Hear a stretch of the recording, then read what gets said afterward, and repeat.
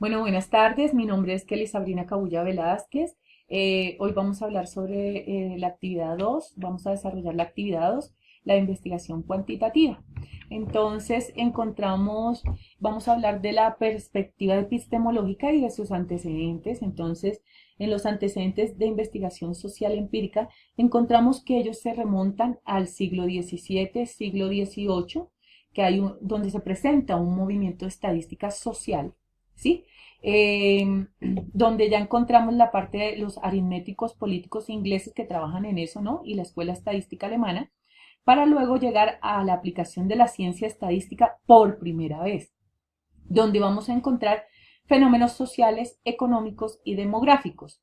Todos estos fenómenos se basan en la parte de la experimentación, la observación, las matemáticas, eran ciencias, o sea, en la parte de la ciencia exacta, o sea, todo lo que se podía observar, ¿sí? Y aquí están las ciencias naturales y las ciencias, de aquí ya empiezan las ciencias sociales porque antes se tenían en cuenta solo las ciencias naturales. Cuando se empiezan a tener en cuenta las ciencias sociales, ya empezamos a hablar de una realidad social única, observable y que responde a irregularidades. Todo esto nos va a llevar ya a la parte cuantitativa como tal, todo, o sea, desde todo lo que se podía contar, todo lo que era estadístico, es la clave para reconocer la realidad. Entonces ya tenemos tres perspectivas. Entonces tenemos una parte, las primeras son la perspectiva positivista y la perspectiva interpretativista, para luego también tener en cuenta las perspectivas epistemológicas. ¿Sí? Eh, Hablemos de la parte de la perspectiva positivista, que es dominante en las ciencias sociales hasta finales del siglo XIX, ¿sí? Con la parte de perspectiva interpretativista, que es donde se asumen posturas que disentían sobre el mundo social y natural. No existe una única realidad social.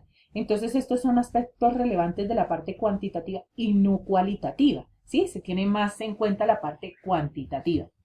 Desde la perspectiva epistemológica, que tienen manifiestas diferencias, hay una falta de entendimiento entre las disciplinas académicas. Entonces dice que en las últimas décadas se han presentado el realismo, que este es el puente entre ambas corrientes epistemológicas, es decir, la perspectiva positivista y la perspectiva interpretativista, ¿sí? Lo que se ha presentado en las últimas décadas, cuando hablamos de la parte del realismo, es la realidad social independiente al observador, pero no puede ser conocida objetivamente. Aquí se describe la realidad, pero no se establece la verdad. Dice que pues es una herramienta investigativa que enriquece con la combinación de técnicas cualitativas y cuantitativas. Ya aquí empiezan como a tener en cuenta la parte cualitativa, o sea, ya empieza a coger como no solamente podemos tener en cuenta lo que se puede contar, sino las cualidades del contexto. De aquí ya podemos hablar de la naturaleza de la ciencia, es decir, de la filosofía de la ciencia, que también se le llamaba, ¿no? Lo que se llama ahora filosofía natural. Y encontramos los cuatro paradigmas.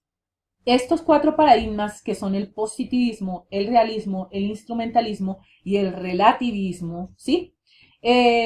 Son marcos generales de la investigación, donde vamos a llegar ya a una enseñanza científica, lo que es la enseñanza científica. Esto nos va a dar como resultado.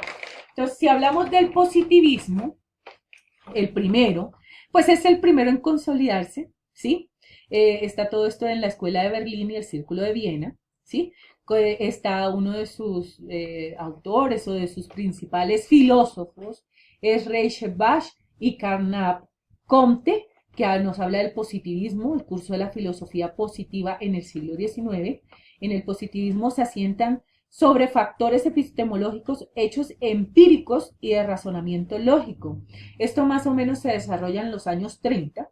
Aquí encontramos también el neopositivismo. Está Hempel y Nagel, que son nombres claves en esta línea de pensamiento.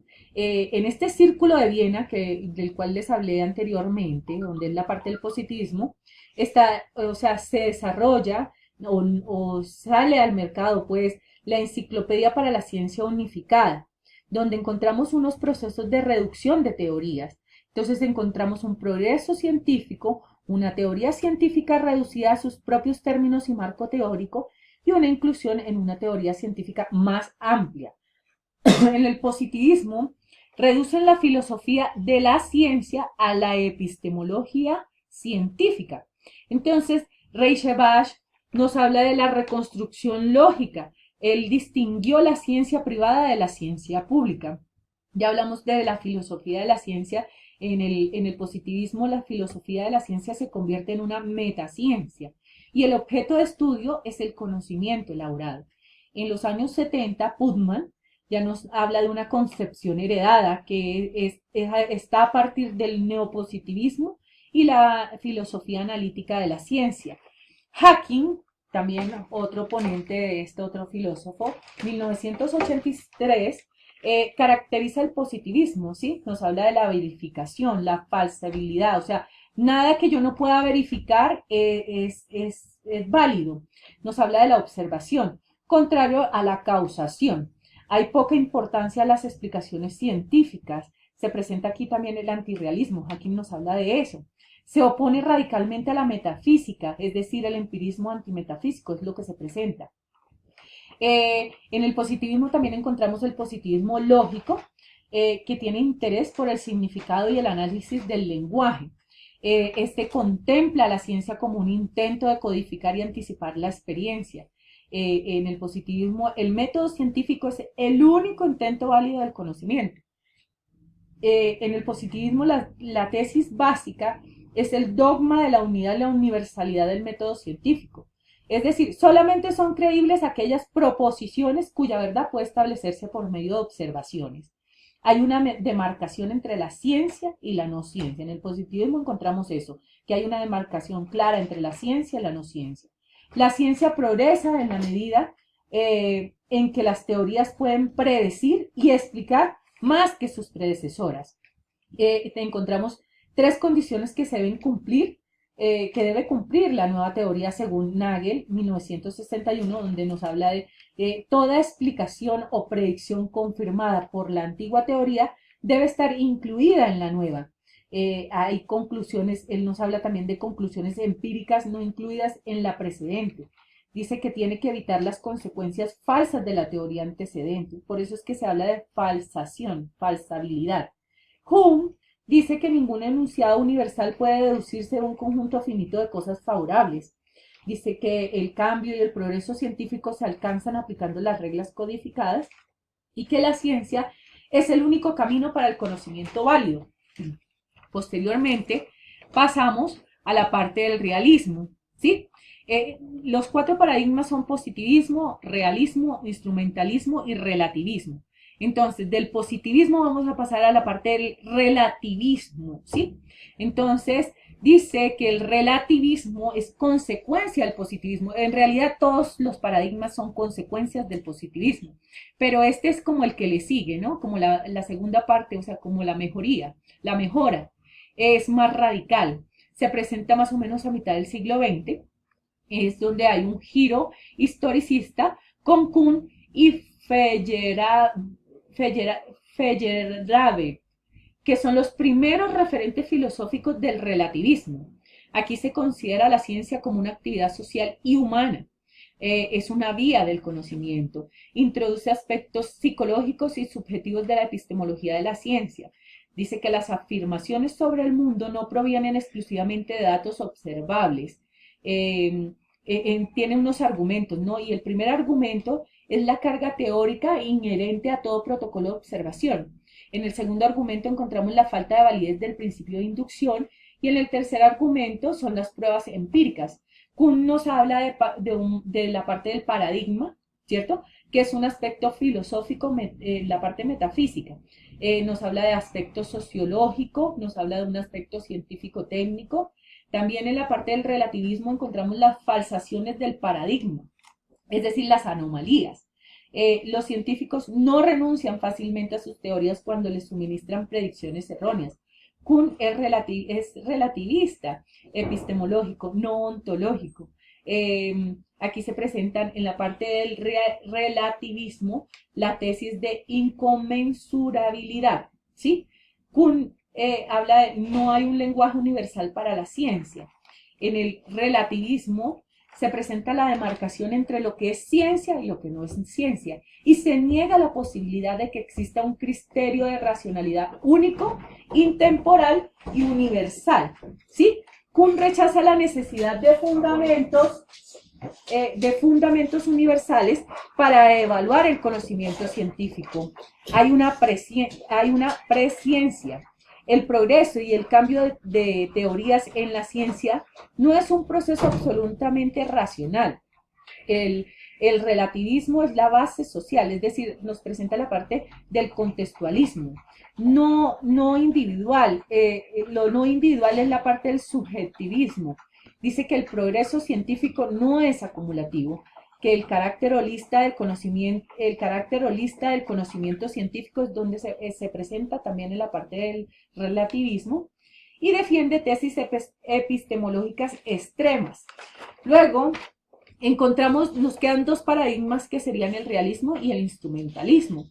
Y encontramos dentro del realismo, que es el que le sigue, no es que le siga, porque es el positivismo, luego sigue el realismo, pero en la mitad están el realismo y el instrumentalismo, porque todos son consecuencias del positivismo. Y cuando hablamos del realismo, se dice que es consecuencia del positivismo, defiende posiciones intermedias entre el positivismo y el relativismo. Dice que la posición que se basa en la existencia de algún tipo de correspondencia entre las creencias sobre el mundo y este mismo. Y aquí encontramos a Karl Popper, representante, ¿sí? O sea, todo esto nos habla de la parte del racionalismo y el realismo crítico. O sea, hace como habla sobre esa parte del racionalismo y el realismo crítico. Dice también en la parte del realismo que el objetivo de la ciencia es buscar teorías verdaderas.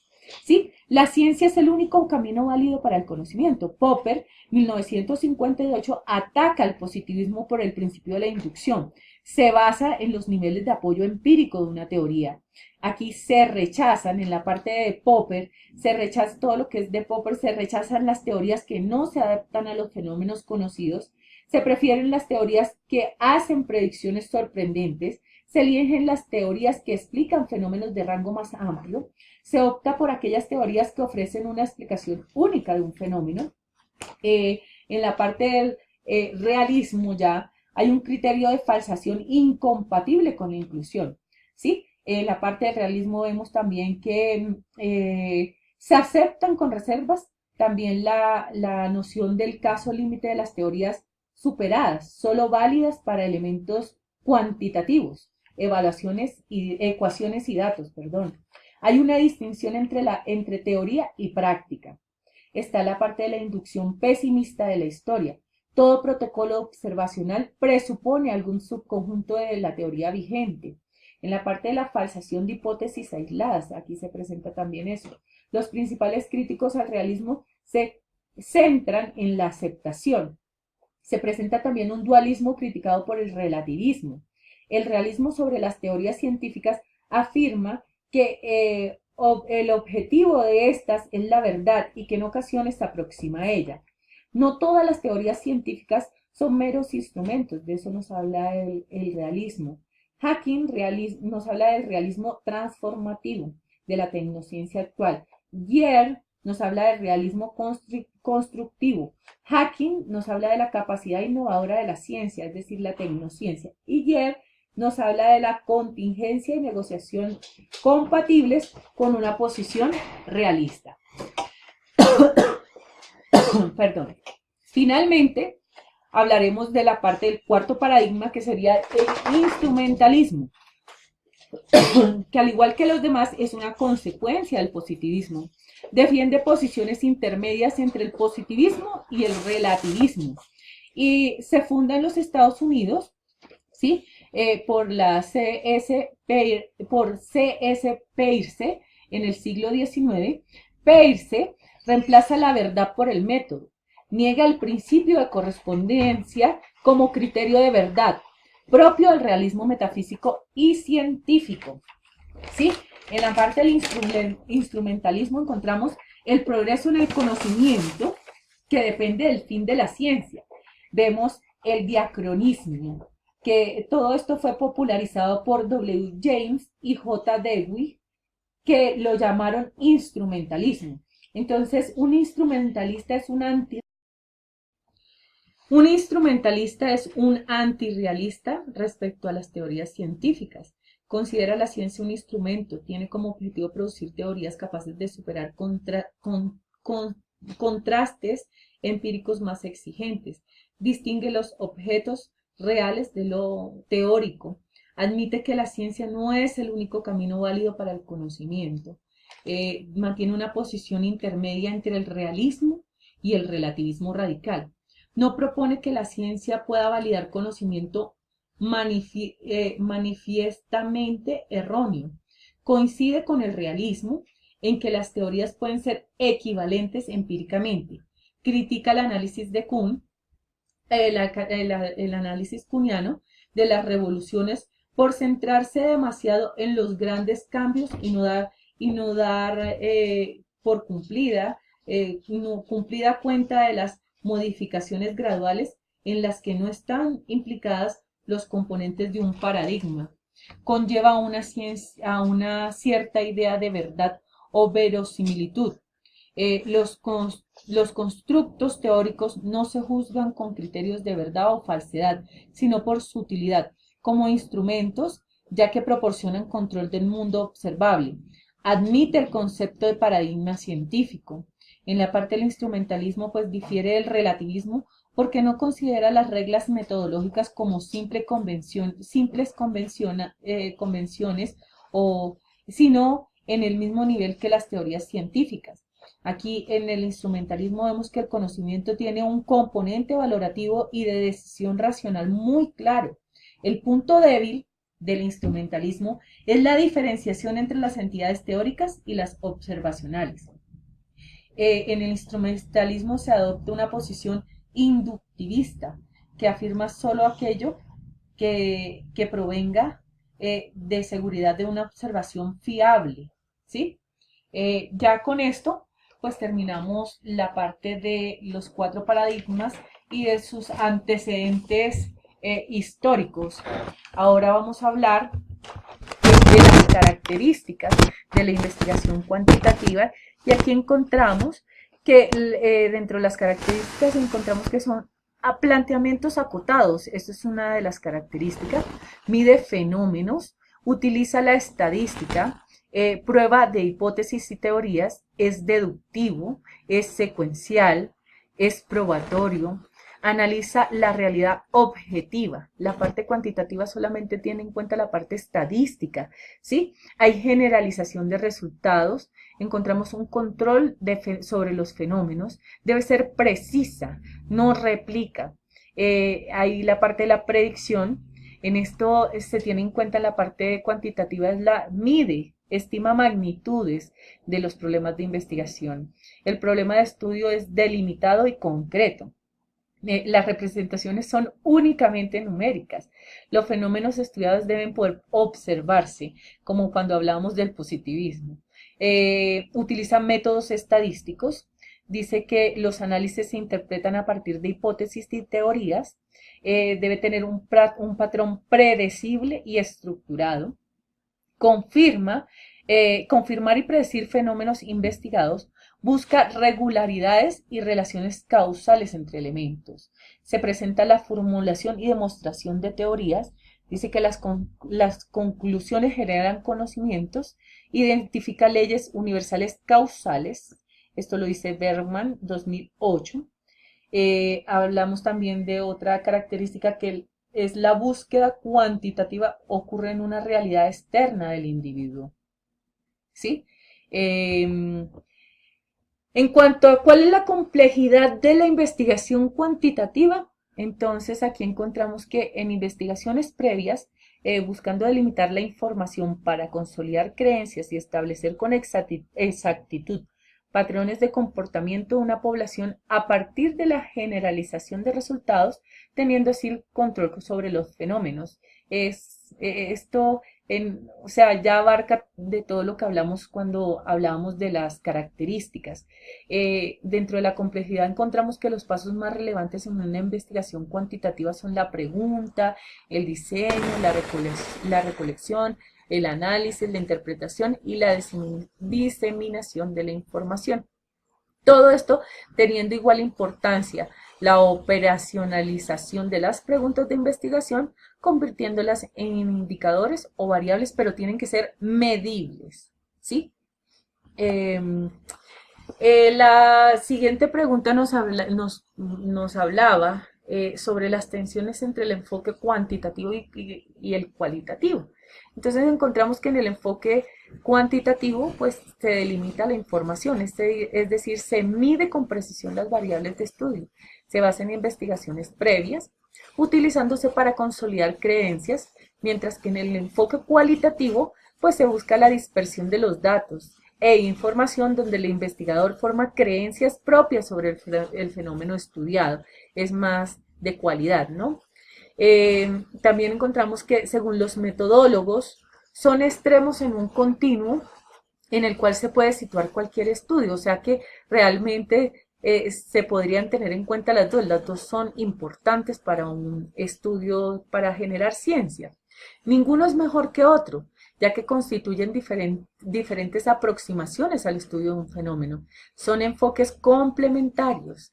Ya esto se ha llegado a partir de las diferencias de los metodólogos, ya para este tiempo se sabe que son enfoques complementarios porque cada uno se utiliza respecto a una función para conocer un fenómeno.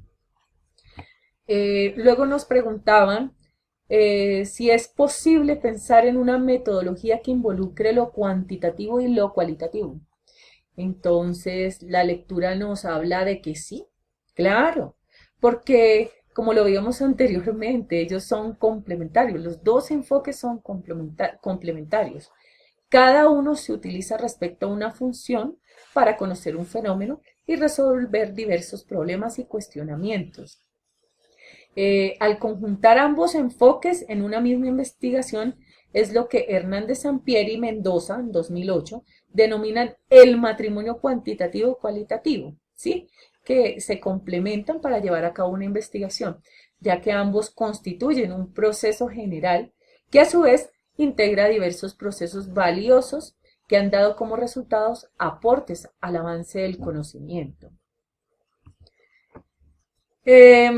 Luego pues dentro de la tarea teníamos que plantear el título de investigación que estábamos trabajando, lo teníamos que plantear desde un punto de vista cuantitativo o mixto.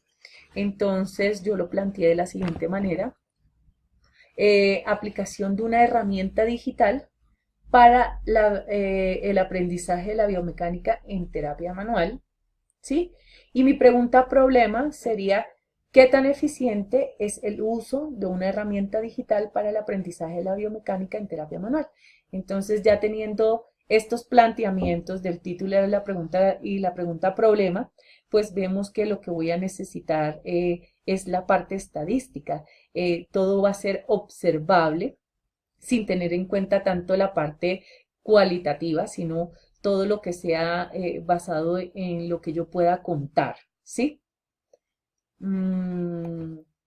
Bueno, ya con esto pues termino en la bibliografía y pues esta fue la bibliografía que tuve en cuenta: Hueso González, Vázquez Acevedo, Sampieri, Vinda, Niño, que pues es la bibliografía que nos aportan desde la parte del docente, el profesor nos la proporciona. Gracias.